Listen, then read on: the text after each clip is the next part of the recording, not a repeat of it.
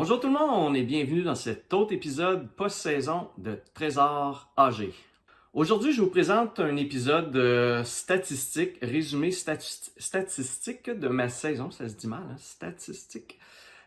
Donc, je vous présente différents chiffres, différents nombres là, qui résument toute ma saison que je viens de passer. Pour ceux qui ne l'avaient pas remarqué, j'adore les chiffres, j'adore les statistiques. J'adore compiler différentes statistiques sur différentes choses. Je trouve que ça aide souvent à comprendre mieux les faits, les histoires, les comportements humains, peu importe. Ça me permet d'apprendre, donc j'aime bien ça, tout compiler ces statistiques-là. Lorsque je reviens d'une séance de détection, je remplis un petit tableau Excel avec chacune des découvertes que j'ai faites.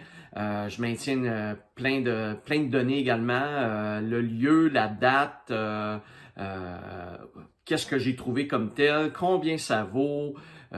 Donc, j'ai beaucoup de statistiques de ce genre-là. Vous savez également que je conduis une Tesla et Tesla comptabilise à peu près tout ce qui est possible de comptabiliser sur la voiture. Donc, j'ai pu m'abonner à un site Internet qui fouille dans mon dossier et qui me présente sous forme de statistiques et de tableaux différentes données sur ma Tesla. Ce qui fait en sorte que lorsque ma Tesla est en mode veille, c'est-à-dire qu'elle ne bouge pas, qu'elle est stationnée, je suis capable de savoir où elle était, combien de temps qu'elle a été stationnée, quelle était la température dehors. Donc, j'ai plein de statistiques. Ce qui fait en sorte que j'ai pu comptabiliser, entre autres, le temps aussi que j'ai passé là, à faire de la détection au courant de l'été, le nombre d'endroits que j'ai visités. Donc, j'ai vraiment beaucoup de détails, de statistiques que je peux vous donner. Les gens me posent beaucoup de questions lorsque je les croise pendant que je suis en train de faire de la détection. Et c'est souvent les mêmes questions qui reviennent. Est-ce que c'est payant faire de la détection? Pourquoi tu fais de la détection? C'est quoi ton plus gros trésor que tu as trouvé à date? Donc, c'est le genre de questions qui revient beaucoup. Sur ça, ce que j'ai décidé de faire, c'est de vous présenter les statistiques sous forme de questions. Un petit peu comme les gens me posent parfois des questions. Donc, je vais vous présenter là, ces différents chiffres-là en répondant à des questions. Donc, sans plus tarder, on part cet épisode spécial Statistique résumé saison 1. Où as-tu fait de la détection cette année?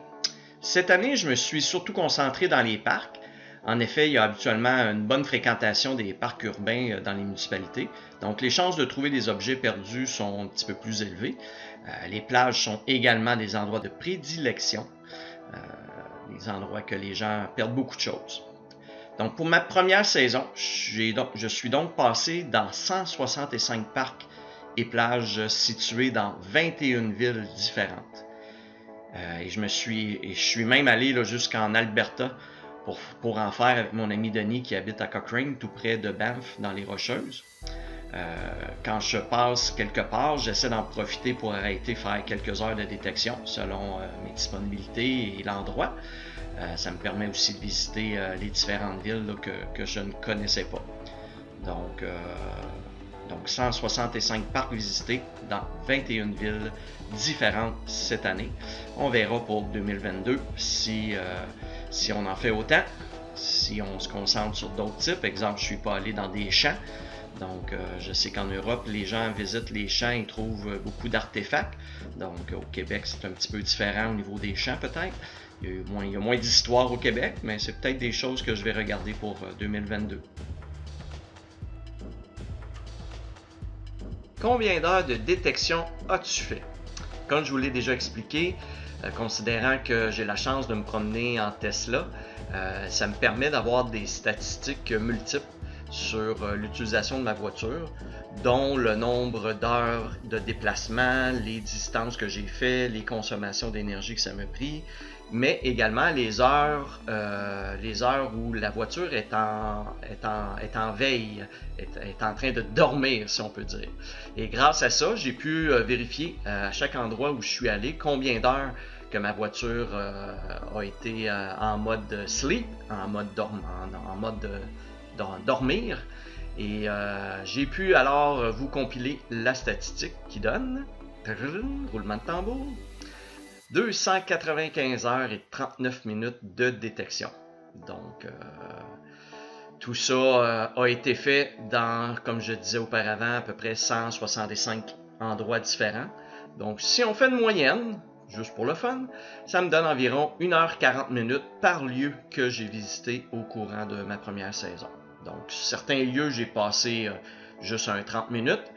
D'autres lieux, j'ai passé un 3, puis voire même un 4 heures, 5 heures dans le même lieu. Donc, si on en fait une moyenne, ça donne 1h40 à peu près par lieu. La question qui brûle les lèvres probablement de beaucoup de gens, combien d'argent as-tu récolté cette année? Eh bien, je vais faire le tour avec vous des différents objets, des différentes découvertes que j'ai faites et combien j'ai pu vendre ou récolter là, de chacune de ces découvertes-là. Première chose, mes pièces de monnaie. Donc, en argent, proprement dit, j'ai récolté un total de 284,20. Ça inclut la monnaie, ça inclut l'argent papier, j'ai trouvé un 5$, ça n'inclut pas tout l'argent des autres pays parce que j'ai pas revendu cet argent-là comme tel, donc tout l'argent des autres pays n'a pas été vendu comme tel, donc juste en pièces de monnaie puis en argent, j'ai un beau total de 284,20$. Mes bijoux, au niveau des bijoux en argent, j'ai ma bague que j'ai trouvée là, à Oka, ma bague qui était en argent pur, qui valait pas tant que ça, mais j'ai quand même réussi à revendre cette bague-là et plusieurs autres petits bijoux, petites découvertes là, que j'ai faites qui étaient en argent, donc je ne pouvais pas suspecter que c'était en argent. Je suis allé les faire évaluer dans une bijouterie et pour le poids, même si les bijoux n'étaient pas en très bon état, considérant que j'en avais quand même certains qui étaient en argent, j'ai réussi à récolter 20$ juste pour en poids, selon la masse comme telle. Donc je pense qu'eux autres, ils refondre ça pour faire des nouveaux bijoux avec cet argent-là. Donc j'ai réussi à avoir 20$ pour ça. Mes bagues en or, les bagues en or, j'ai trouvé finalement 3 bagues en or cette année. J'en ai trouvé, en fait, au départ, je pensais n'avoir trouvé que 2, mais en allant faire évaluer mes bijoux, je me suis rendu compte que la bague que j'ai trouvée avant mon jonc en or 14 carats, cette bague-là, même si elle n'avait pas de petits poinçons, elle était également en or. Donc, c'était en or 10 carats. Donc, cette bague-là trouvée à Lorraine et la bague que j'ai trouvée, ma première bague en or, là, 10 carats que j'ai trouvée à Laval. Les deux, j'ai eu 15$ chaque. Donc, j'ai un 30$ pour mes 2 petites bagues en or 10 carats. Et finalement, mon jonc en or 14 carats que j'ai trouvé à Lorraine, dans mon épisode numéro 34. J'avais estimé que je pourrais peut-être avoir à peu près 200$ pour. J'ai réussi à revendre ce jonc-là pour 140$. Peut-être qu'avoir commencé à magasiner les différents endroits où il achète de l'or, bon, qui sait, j'aurais peut-être pu avoir 150$, avoir 10$ de plus ou quelque chose comme ça, mais dans ces temps de COVID et le temps aussi à prendre d'aller d'un endroit à l'autre, j'ai décidé là, de le vendre à 140$ là, à la boutique où je suis allé. Mon petit couteau rétractable noir que j'ai trouvé, je l'ai revendu à moi-même pour l'équivalent de 15$.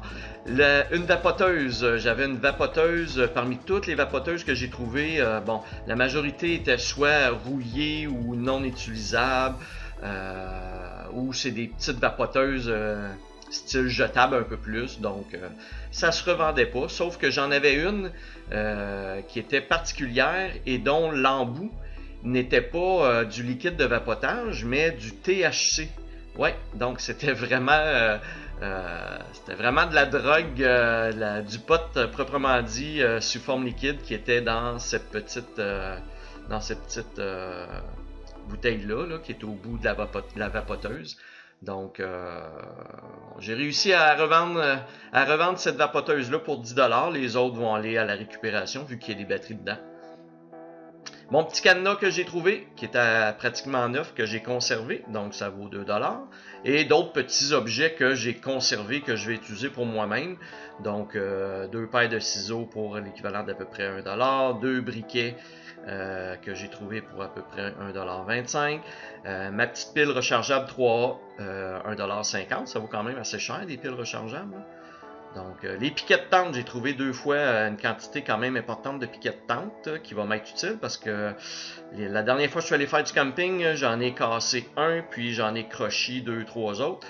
Donc, j'en avais à peu près pour 4$ de différents piquets là, de tente. Donc, si on fait le total de tout cela, bien, ça me donne un beau total de 508,95$ environ.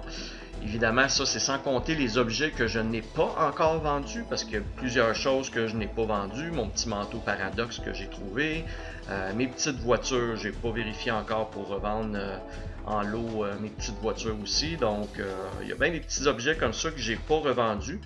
Donc, ça va peut-être avec le temps augmenter ce total-là. Donc, je vais mettre mes documents à jour à mesure que je revends des choses, si j'en revends.